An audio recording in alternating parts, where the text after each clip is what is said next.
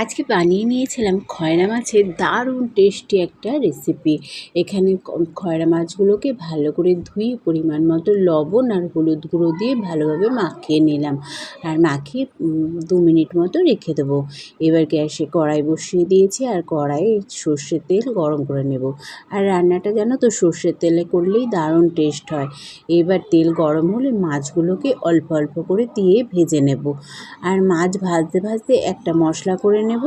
এখানে নিয়েছি 1 চামচ কালো সর্ষে, 1 চামচ নিয়েছি সাদা সর্ষে, আর নিয়েছি পোস্ত, আর নিয়েছি 1 চামচ মতো পোস্ত নিয়েছি। আর এখানে 4-5টা শুকনো লঙ্কা নিয়েছি আর 5-6টা মতো কাঁচা লঙ্কা দিয়ে ভালো মতো একটা পেস্ট বানিয়ে নেব। এদিকে মাছগুলো ভাজা হয়ে গেলে তুলে নিয়ে কালো জিরে ফোড়ন দিয়ে দেবো।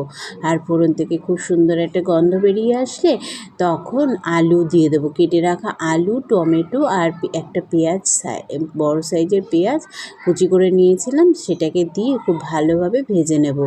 এবার ভালোভাবে ভাজা হয়ে গেলে এখানে বেটে রাখা মশলা দিয়ে নাড়িয়ে চাড়িয়ে এখানে দিয়ে দেবো গুঁড়ো মশলা।